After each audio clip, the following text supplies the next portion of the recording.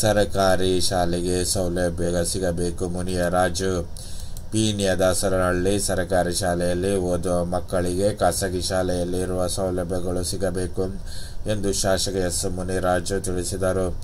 ದಾಸರಹಳ್ಳಿ ಸಮೀಪವಿರುವ ಕ್ರಾಸಿನ ನಗರದಲ್ಲಿರುವ ಸರ್ಕಾರಿ ಪ್ರೌಢಶಾಲೆ ಹಾಗೂ ಕಾಲೇಜು ವಿದ್ಯಾರ್ಥಿಗಳಿಗೆ ಸುಜಾತ ಮುನಿರಾಜು ಅವರು ಸ್ಥಾಪಿಸುತ್ತಿರುವ ಸೂರಜ್ ಫೌಂಡೇಶನ್ ವತಿಯಿಂದ ಉಚಿತ ನೋಟ್ಬುಕ್ ವಿತರಿಸಿ ಮಾತನಾಡಿದರು.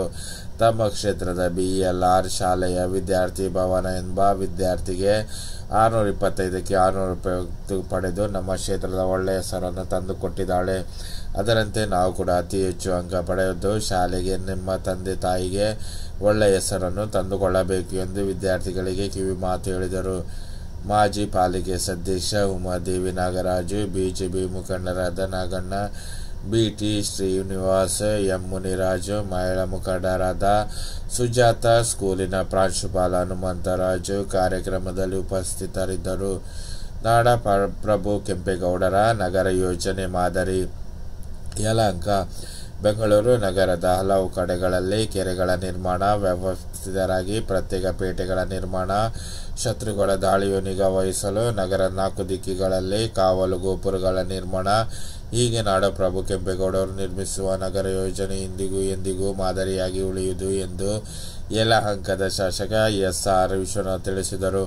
ನಾಡಪ್ರಭು ಕೆಂಪೇಗೌಡರ 515ನೇ ಜಯೋತ್ಸವದ ಪ್ರಯುಕ್ತ ಯಲಹಂಕದ ಮಿನಿ ವಿಧಾನಸೌಧದ ಬಳಿಯಲ್ಲಿರುವ ನಾಡಪ್ರಭು ಕೆಂಪೇಗೌಡರ ಪ್ರತಿಮೆಗೆ ಮಾಲಾರ್ಪಣೆ ಮಾಡಿ ಪುಷ್ಪ ನಮನ ಸಲ್ಲಿಸಿ ಮಾತನಾಡಿದರು. ನಾಡಪ್ರಭು ಕೆಂಪೇಗೌಡರ 515ನೇ ಜಯಂತಿ ಅಂಗವಾಗಿ ಯಲಹಂಕ ಮಿನಿ ವಿಧಾನಸೌಧದಿಂದ ಕೋಗಿಲು ವೃತ್ತದವರೆಗೆ ಬೆಳ್ಳಿ ರಥದಲ್ಲಿ ಕೆಂಪೇಗೌಡರ ಕಂಚಿನ ಪುತ್ಥಳಿಟ್ಟು ಅದ್ದೂರಿ ಮೆರವಣಿಗೆ ಮಾಡಲಾಯಿತು. ಹಿರಿಯ ಬಿಜೆಪಿ ಮುಖಂಡರಾದ ದಿಲ್ಬರ್ ಜಯಣ್ಣ, SN ರಾಮಜಣ್ಣ, DG ಅಪ್ಪಯ್ಯ, ಯಲಹಂಕ ಗ್ರಾಮಾಂತರ ಮಂಡಲದ ಅಧ್ಯಕ್ಷ HB ಹನುಮಣ್ಣಯ್ಯ, ಯಲಹಂಕ ನಗರ ಮಂಡಲಾಧ್ಯಕ್ಷ M. ಸತೀಶ್, ಪ್ರಧಾನ ಕಾರ್ಯದರ್ಶಿ ಮರಾರಿ ರಾಮು, ರೈತ ಮೋರ್ಚಾ ರಾಜ್ಯ ಕಾರ್ಯದರ್ಶಿ ಸತೀಶ್ ಕಡತನ ಮೇಲೆ, ಜಿಲ್ಲಾ ರೈತ ಮೋರ್ಚಾ ಅಧ್ಯಕ್ಷ G. ಜಯಮೂರ್ತಿ, ಯಲಹಂಕ ಗ್ರಾಮ ಮಂಡಲದ ರೈತ ಮೋರ್ಚಾ ಅಧ್ಯಕ್ಷ HC Rajesh, Kempegowda ward BJP ಅಧ್ಯಕ್ಷ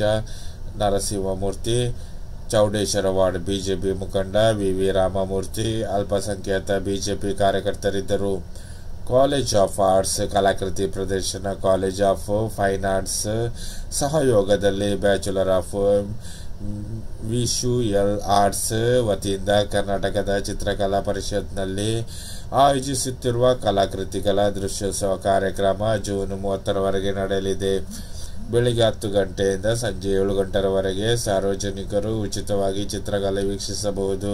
BBMPಯ ಅಂತಿಮ ವರ್ಷದಲ್ಲಿ ವ್ಯಾಸಂಗ ಮಾಡುತ್ತಿರುವ ಅಂದಾಜು 100ಕ್ಕೂ ಹೆಚ್ಚು ವಿದ್ಯಾರ್ಥಿಗಳು 250 ವೈವಿಧ್ಯ ಕಲಾಕೃತಿಗಳನ್ನು 4 ವಿವಿಧ ಶೀರ್ಷಿಕೆಗಳಲ್ಲಿ ಪ್ರದರ್ಶಿಸಿದ್ದಾರೆ.